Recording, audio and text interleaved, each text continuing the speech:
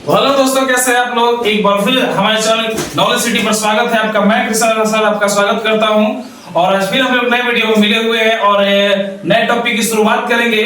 और मैं आपसे ये कहना चाहूंगा, मैं आपसे ये निवेदन करना चाहूंगा कि आप मेरे चैनल से जुड़े रहें। तो जितने वीडियो आपको दिए जाते हैं आप उसको भरपूर देखें, शुरू से अंत तक देखें। और हाँ दोस्तों, यदि आप हमारे चैनल पर नए हैं तो उसको लाइक करना, सब्सक्राइब करना और शेयर करना ना भूलें। और आपको जिस भी टॉपिक में कोई समस्या होती है, दिक्कतें होती है, आप उस टॉपिक से संबंधित आप मुझे कमेंट करें। मैं हर आपके समस्या को दूर करने की कोशिश करूंगा।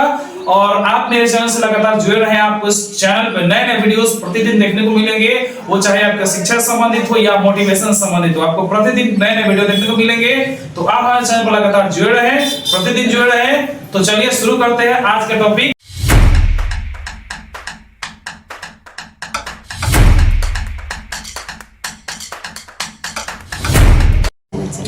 चलिए शुरू करते हैं हम लोग। सीटेट जो पास करने का तरीका मैंने आपको बताया था, वही तरीका और सेम टैग वर्ड में आज आपके लिए लेकर आया हूं, उसको समझते हैं। अब इस टैग वर्ड का प्रयोग करेंगे आप बिल्कुल ही सीटेट में अच्छे अंक ला सकते हैं और अच्छे अंक से पास हो सकते हैं। तो चलिए बिना देर किए समझते हैं इसको। जो हमारे सामने टैग वर्ड है, आपके सामने टैग वर्ड वन है। देखिए, गतिविधि। हमेशा बच्चों को गतिविधि का मतलब क्या होता है? एक्टिविटी। हमेशा बच्चों को एक्टिविटी कराकर सिखाना चाहिए। आप जब भी क्लास में जाएं तो कुछ ना कुछ उस बच्चे को उससे कराने से क्या होता है, बच्चे हमेशा उस चीज को करने के लिए इच्छुक हो जाते हैं, उनके मन में इच्छा जाग जाती है और उस चीज को करने के लिए, उस चीज को पढ़ने के लिए तैयार हो जाते हैं। इसलिए हमेशा एक्टिविटी कराकर सिखाना चाहिए। तो ये आपका पहला गतिविधि। दूसरा का प्रोत्साहन। प्रोत्साहन का मतलब क्या हुआ?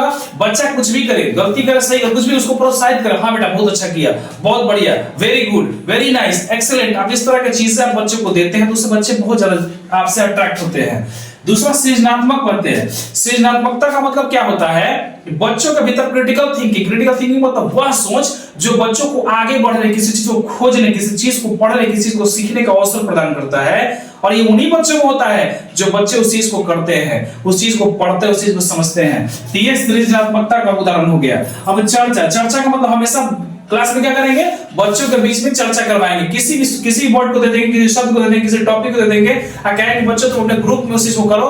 तो हमेशा ग्रुप में करना, हमेशा चर्चा करना, हमेशा डिस्कस करना, ये बहुत ही पॉजिटिव वर्ड होता है। और हमेशा बच्चे तभी सीखते हैं जब एक दूसरे से अंतरक्रिया करते हैं, एक दूसरे के साथ मिलकर करते हैं। ये सबसे अच्छी बात है कि जब भी टीचर को ये चाहिए कि हम बच्चे को क्या करें, एक दूसरे से संपर्क करने दें, एक दूसरे के साथ बैठकर पढ़ने दें, उस चीज का डिस्कस करने दें। ये हो गया आपका चर्चा। अवसर का मतलब हुआ कि हर एक बच्चे को कुछ ना कुछ अवसर दे। बेटा तुम ये कर लो, बाबू तुम ये कर लो, बाबू तुम इसमें शामिल हो जाओ, आओ बच्चों ये बोलो, आज हम लोग ये चीज पढ़ेंगे, इसके बारे में कौन बताएगा।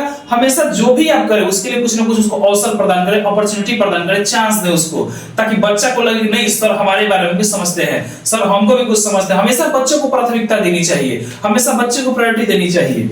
अगला है सामूहिक। सामूहिक का मतलब ग्रुप में। मैंने क्या बोला जस्ट अभी कि हमेशा हमको जो लर्निंग होती है ग्रुप में बेहतर होती है। बच्चे जहां भी ग्रुप में रहते हैं वहां सबसे ज्यादा सीखते हैं। अगला है कारण का पता लगाना। कारण का पता मतलब क्या? मान लीजिए कोई बच्चा पढ़ नहीं रहा है, किसी बच्चे को पढ़ा रहे हैं लेकिन बार बार वो असफल हो जा रहा है, किसी बच्चे को समझा रहे हैं लेकिन बार बार उसको कर नहीं पा रहा है। तो सबसे पहले हमको ये करना होगा कि उसको कारण का पता लगाना होगा कि क्या कारण है कि बच्चा में ये चीज हो रहा है। हम पढ़ा रहे हैं, सारे बच्चे सीख जा रहे हैं लेकिन ये बच्चा नहीं सीख पा रहा है, ऐसा क्या कारण है? तो हमको उस कारण का पता लगाना होगा, तब जाकर उस कारण का निदान करना होगा।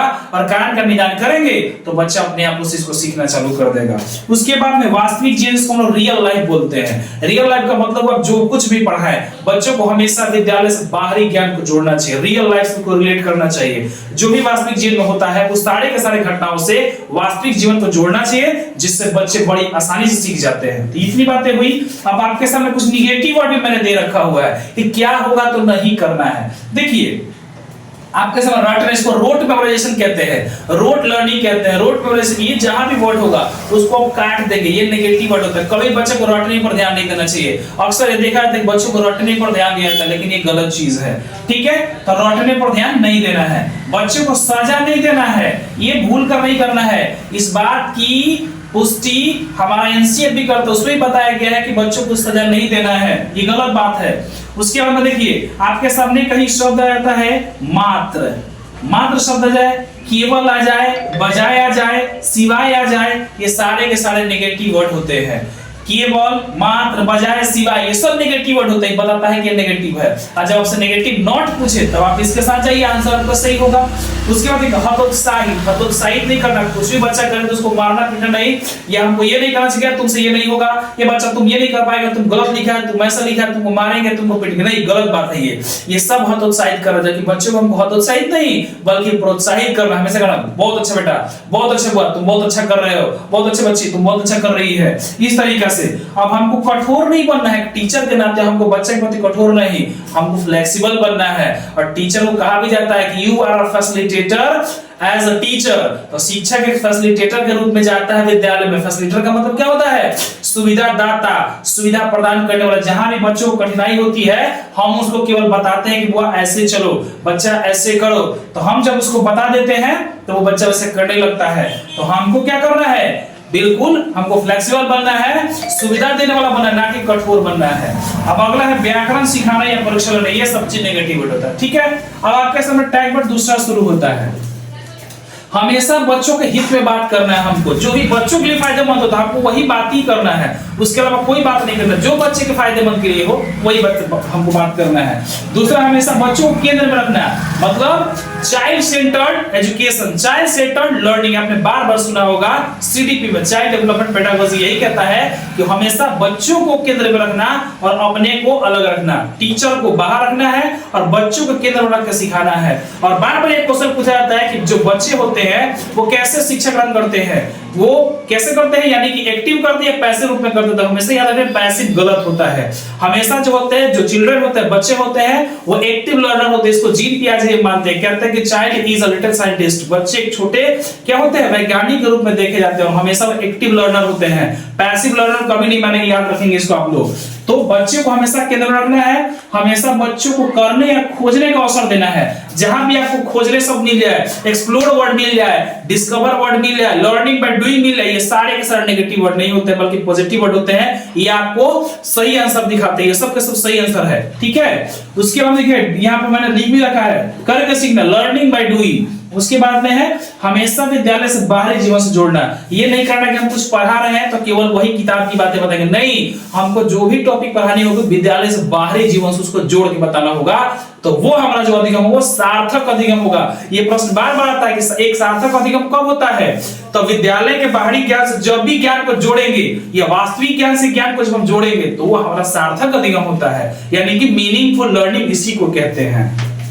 अगला, अधिकतर समय बड़े विकल्प को चुनिए। ये मैंने क्या लिख रखा हुआ है? ये मैंने ये लिख रखा हुआ है कि जब भी आप सीटेड प्रश्न करने जाएं तो ऐसा देखा जाता है कि जो बड़े विकल्प होते हैं, बड़े ऑप्शंस होते हैं, लगभग टाइम वो आंसर सही हो जाते हैं, तो आप अपने अनुसार उसको देखें और लगा लें।